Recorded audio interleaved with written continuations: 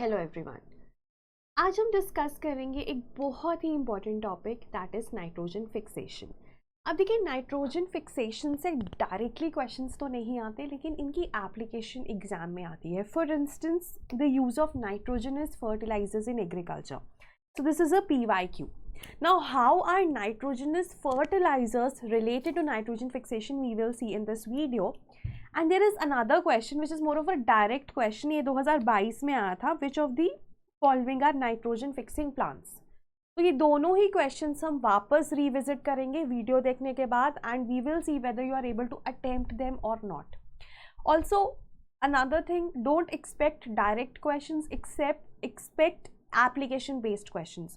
और जब आपको अपनी नॉलेज को, अपने कॉन्सेप्ट को अप्लाई करना होता है एग्जाम में, तो एक जो इनहेरेंट चीज़ है जिसको आपको बिल्ड करना है अपने अंदर, वो ये है कि आपकी कॉन्सेप्चुअल क्लैरिटी एकदम इम्पेकेबल होनी चाहिए, तभी आप उस कॉन्सेप्ट को एग्जाम में अप्लाई कर पाओगे।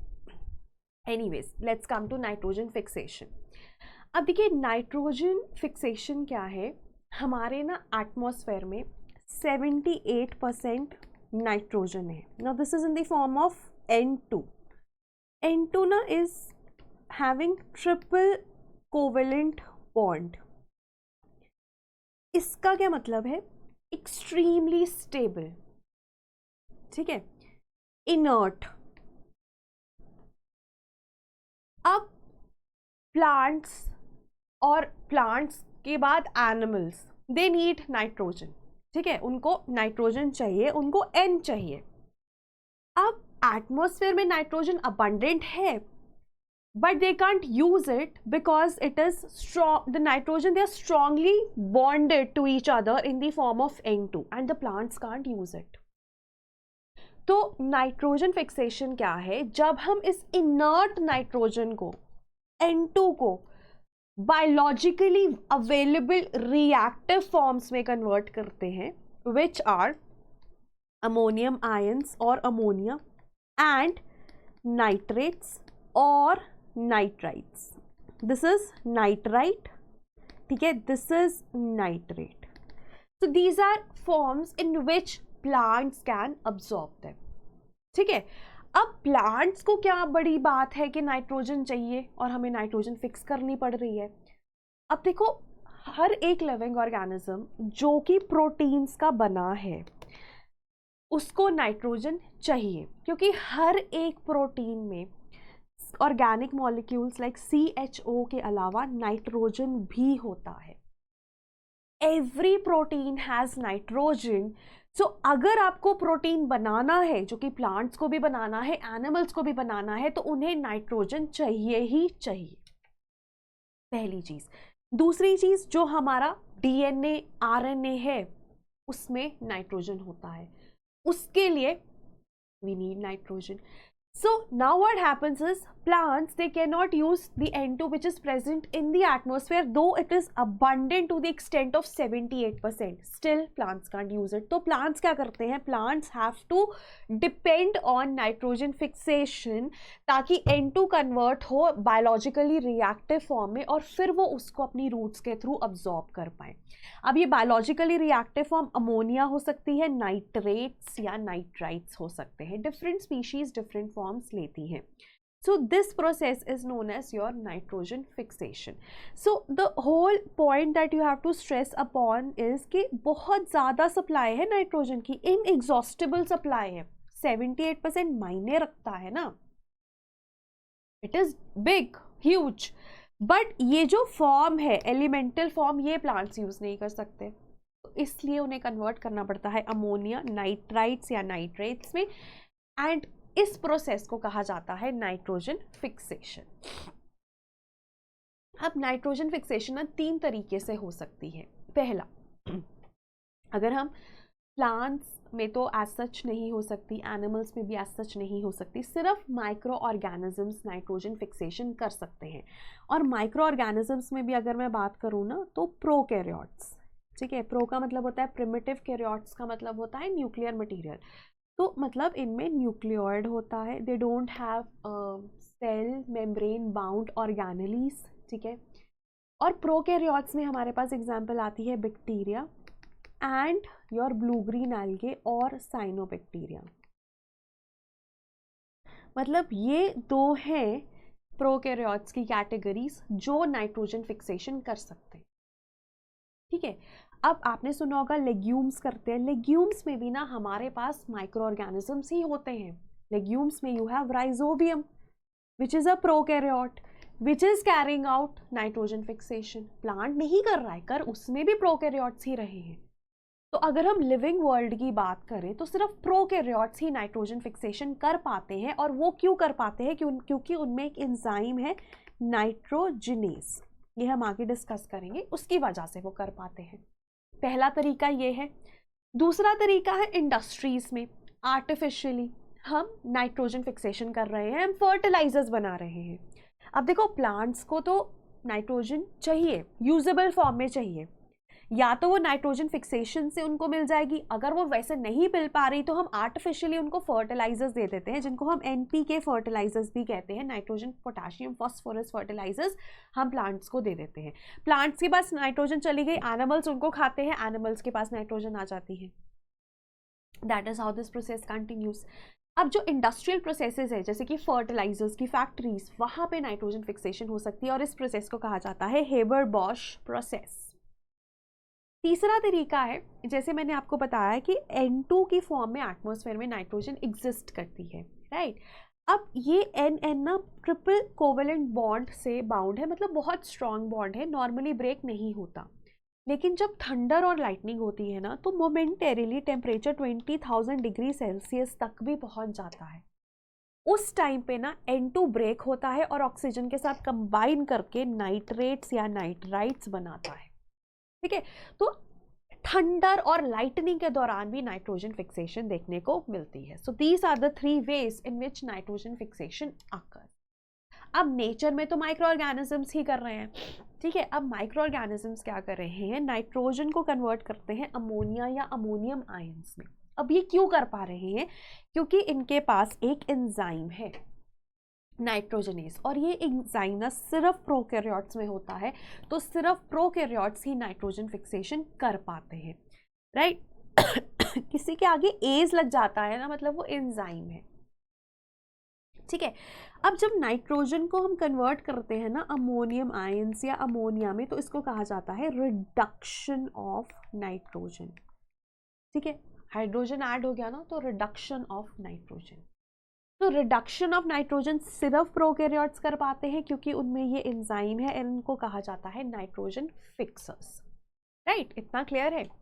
चलिए, अब जो organisms micro organisms nitrogen fixation करते हैं उनको डाईएज़ोट्रॉफ्स भी कहा जाता है। Azo is a word related to nitrogen, ठीक है। तो diazotrophs are the micro organisms which can carry out nitrogen fixation because they have nitrogenases, the enzyme नाइट्रोजिनेसेस।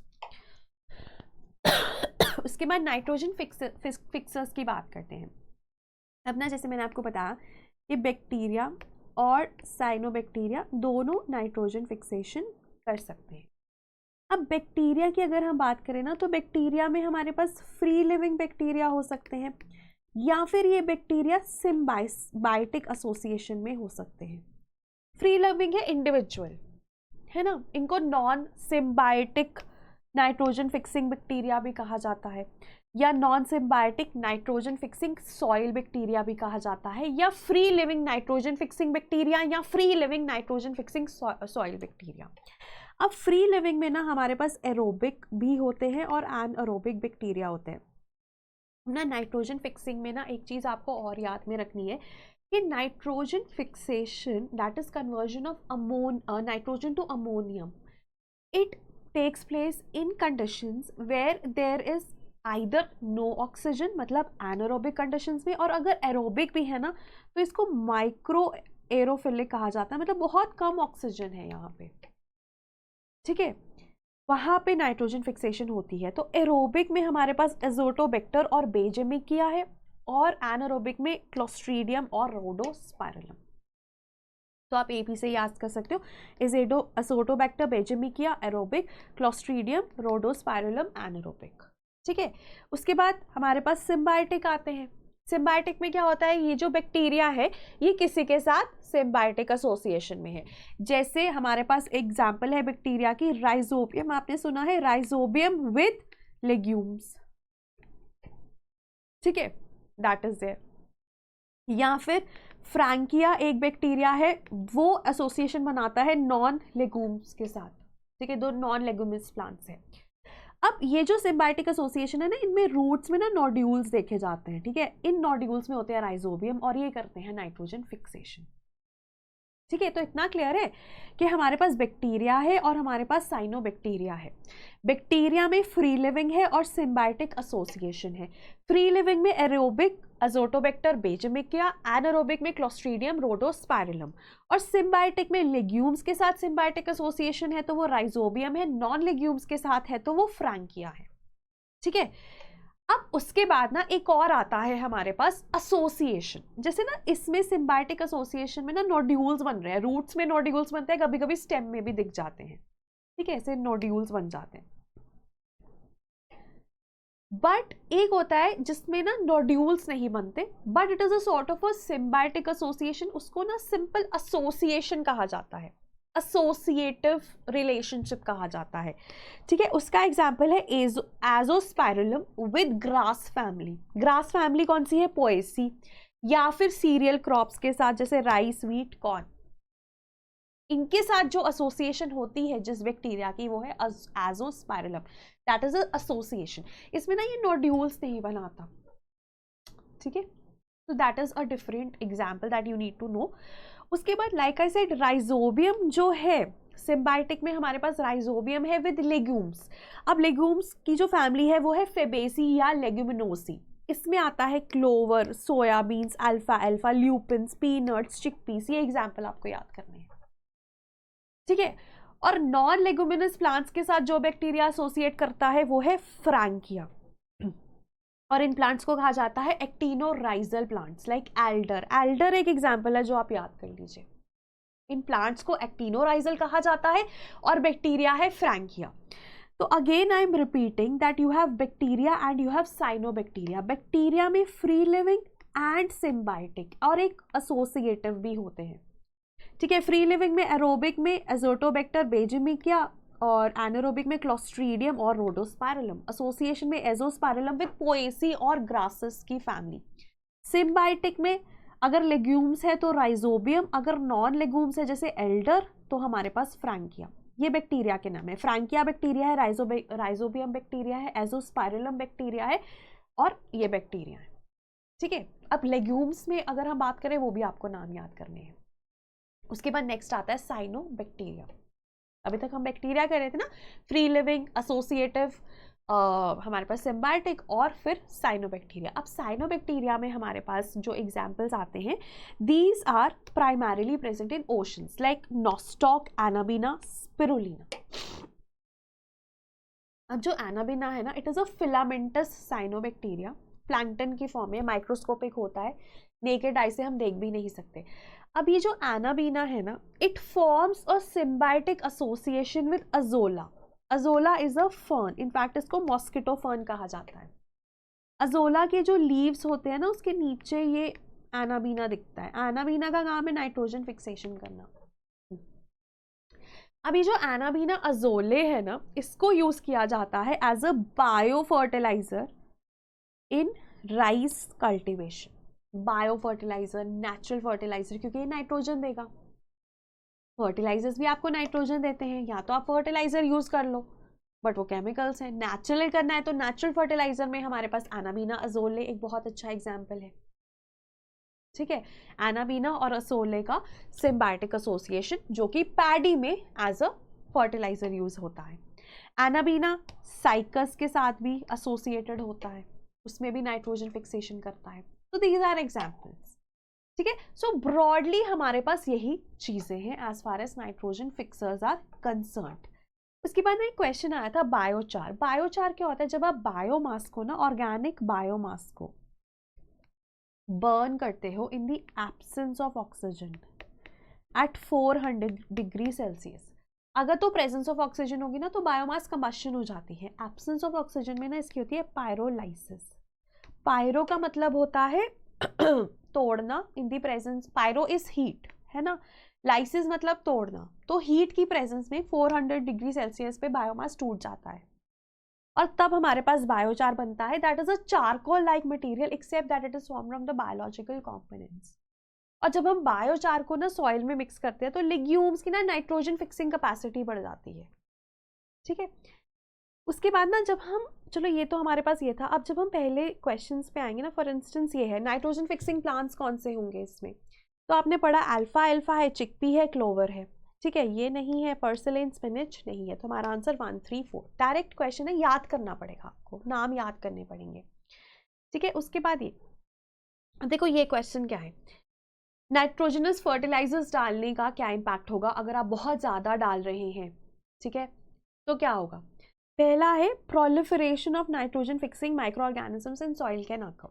देखो, अगर आप नाइट्रोजन फर्टिलाइजर्स डाल रहे हो तो नाइट्रोजन फिक्सिंग बैक्टीरिया क्यों प्रोलिफरेट करेंगे, ऑलरेडी नाइट्रोजन की अबंडेंस है, तो ये हमारी स्टेटमेंट गलत हो जाती है। सेकेंड है increase in acidity of the soil. अब जब आप नाइट्रोजनस फर्टिलाइजर्स डालते हो तो वो भी अमोनियम आयंस की फॉर्म में होते हैं या नाइट्राइट्स या नाइट्रेट्स की फॉर्म में होते हैं। अब इस केस में क्या होता है, they can react with the soil, ठीक है। सॉइल भी आपका एसिडिक, अल्कलाइन या बेसिक हो सकता है ना, या न्यूट्रल हो सकता है। तो ये जब सॉइल के साथ इंटरैक्ट करते हैं ना, so they can cause increase in the acidity और डिक्रीज इन द एसिडिटी, और इंक्रीज इन अल्कलिनिटी और डिक्रीज इन अल्कलिनिटी। तो सब परम्यूटेशन कॉम्बिनेशंस पॉसिबल है, सो दैट इज करेक्ट, ठीक है। तो वो सही है क्योंकि वो सॉइल पे भी डिपेंड करेगा।